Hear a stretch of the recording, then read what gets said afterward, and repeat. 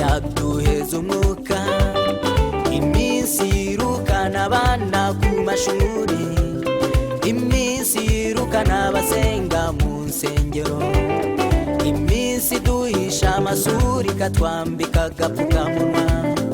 Iyi minsi ni ya nyuma uzi ubwenge asenga Imana.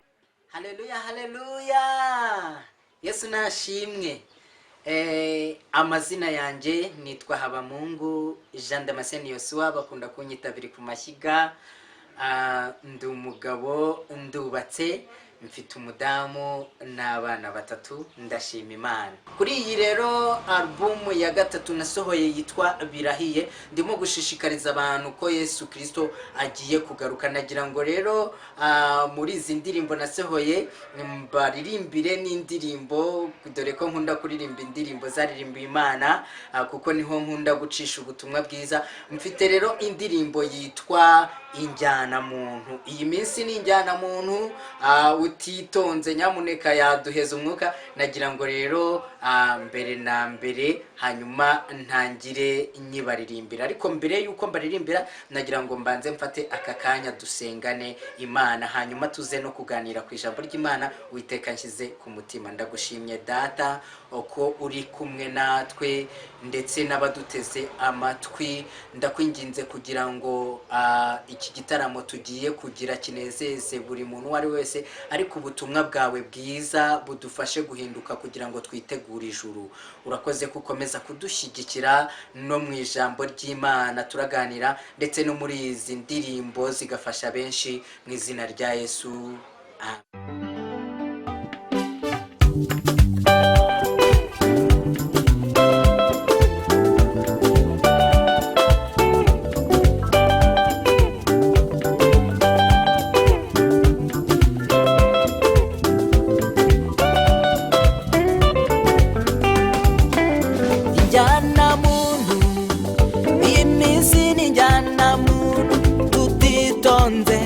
Yaduheza umwuka, iminsi yirukana abana ku mashuri, iminsi yirukana abasenga mu nsengero, iminsi duhisha amasuri katwambika agapfukamunwa.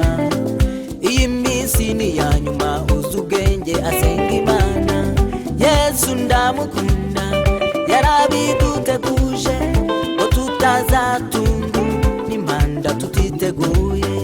Aduha ibimenyetso, atubwenge buzagwe, urukundo ruzakonja, azaza indwara z'ibyorezo.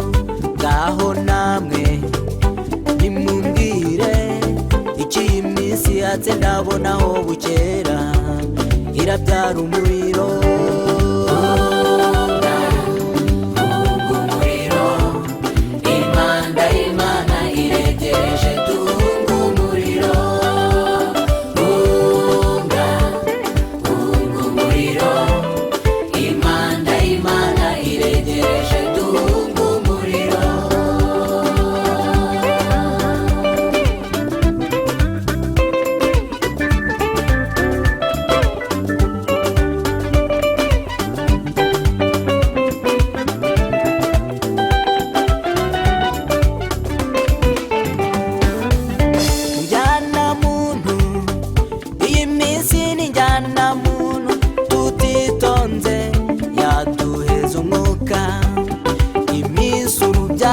Kayini rukabije ubwicanyi, iminsi ubusambanyi bukabije mu bantu, iminsi intumwa za shitani zitwaza Bibiliya zikinjira mu nsengero zambaye agahu k'intama.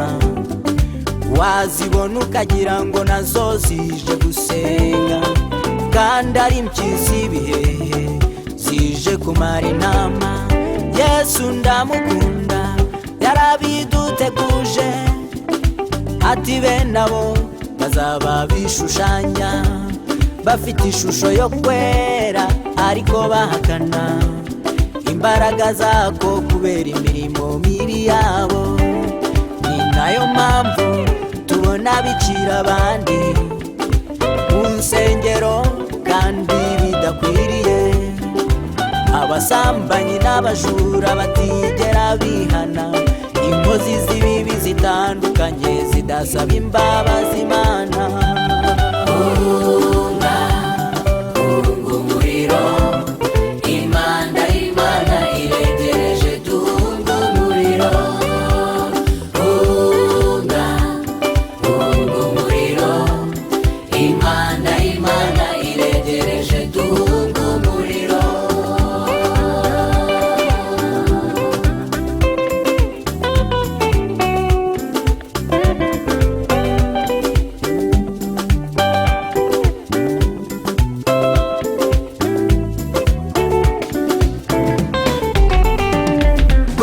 Imana muramenye nimwishinge, abashinga imishinga ishaje mubishirira, mubategereje kunguka. Gize ni uru ruyenda abana rwitwiterambere, ntirubahuma amaso ngo mubone isi nka paradizo irashonga ishira. Yesu ndamukunda, yarabiduteguje ngo tutazatungu n'impanda tutiteguye, aduha ibimenyetso atubwenge buzagwira.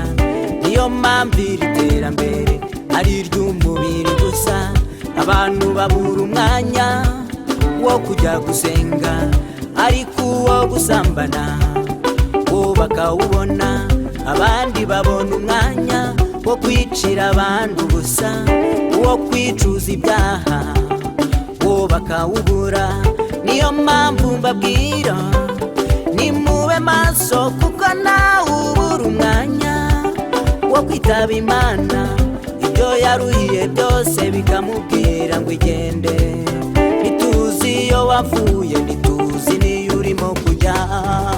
Unga umuriro, imana iregereje, tunga umuriro.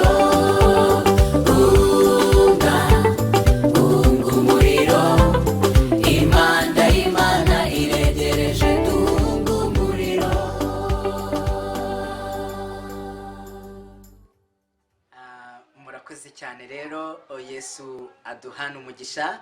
Nagira ngo rero mfate n'aka kanya Uwiteka akidutije, hanyuma dusangire no ku magambo y'Imana arimo kumfasha.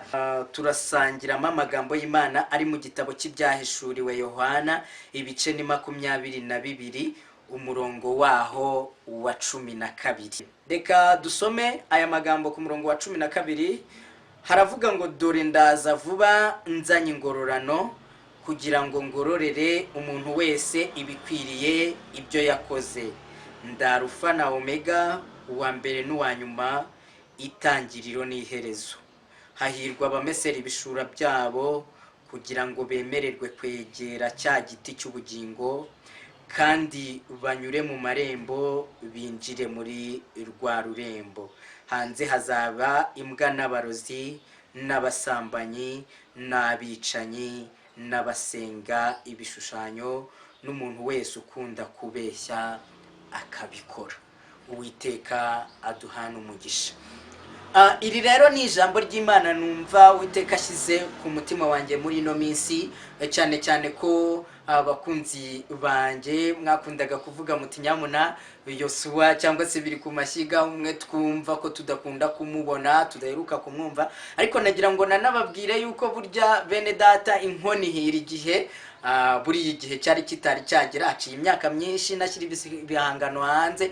Ariko nanone ni iki gihe cyo kugira ngo mbabwire ko iby'iwacu bihiye, cyangwa se ko umuntu ukora neza wese agiye kugororerwa n'Imana. Ni nayo mpamvu rero iri jambo mbasomeye riravuga ngo Yesu araza vuba. Dore Yesu araza vuba azanye ingororano kugira ngo agororere umuntu uwo ari we wese ubikwiranye n'ibyo yakoze. Nagira ngo mbabwire bene data, imirimo dukora kuri ino si yose tuzayigororerwa. Bibiliya yarambwiye ngo turabo yaremye ituremeye imirimo myiza muri Kristo Yesu ngo tuyigenderemo kandi tumuheshe icyubahiro. Uwiteka rero burya aba yifuza ko dukora ibyiza, ariko ntabwo aba yifuza ko dukora ibibi. Ni nayo mpamvu rero namwe nabagiraga inama ngira ngo nyamuna dukora ibyiza kugira ngo tuzabihemberwe n'Imana, kuko abakora ibibi bazahabwa umuriro utazima niwo bazahembwa, ariko abakora ibyiza bazahembwa ubugingo buhoraho.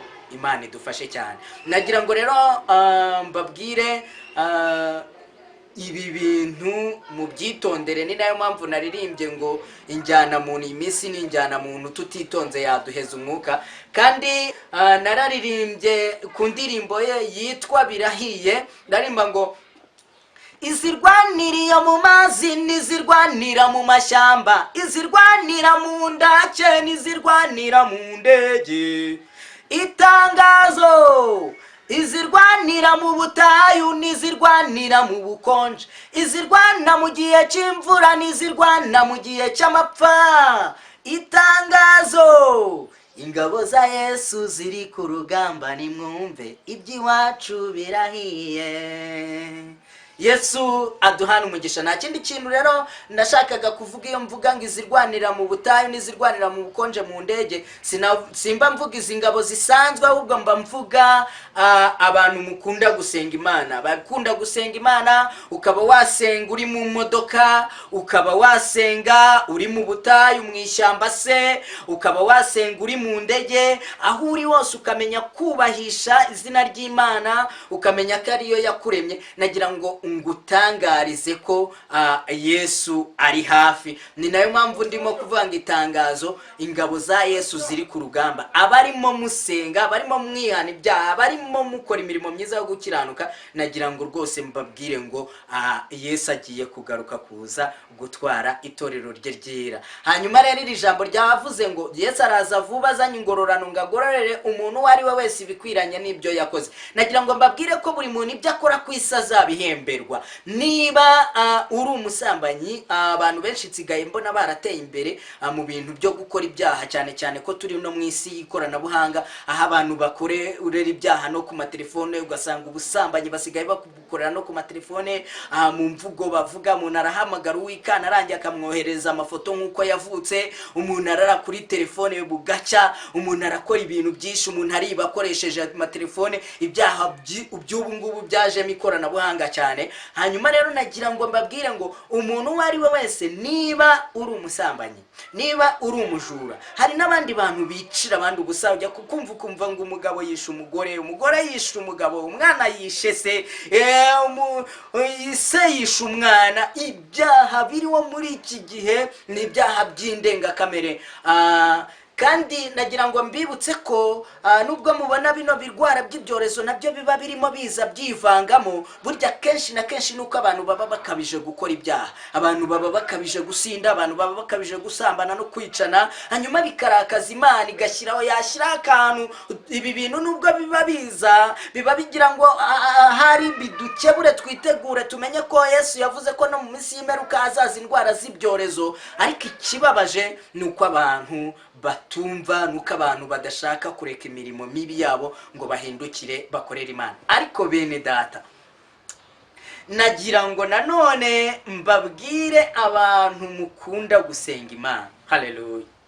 Bantu mukunda gusenga Imana, ndabizi ko muhura n'ingorane, ndabizi ko muhura n'intambara, ndabizi ko muhura n'ibibazo byinshi, ndabizi ko bamwe mujya gusenga abagabo banyu batabishaka, cyangwa se umugore atabishaka, cyangwa se imiryango itabishaka, cyangwa se hirya no hino batabifuriza amahoro. Ariko ndagira ngo mbabwire ngo mwihangane, mukomeze musenga, mushyiremo agatege. Iyi minsi yazaguma mu rugo, ntibace intege. Iyi minsi irimo indwara nyinshi z'ibyorezo, ntibace intege, dukomeze dusenge. Nagira ngo mbabwire ko turimo guhinga, ariko turimo kusikivi. Kandi byanze bikunze umwami Imana azaduha ingororano z'ibyo twamukoreye. Nagira ngo rero Uwiteka abafashe, Uwiteka bakomeze. Abantu rero mwajyaga muvuga muti nyamuna Yesu wabahe tuzajya duhurira kuri iyi channel yitwa Birahiye TV. Iyi Birahiye TV rero niho muzajya munsanga, kandi abashaka kuzajya mumpamagara nanone muzajya mukoresha telefone yanjye ni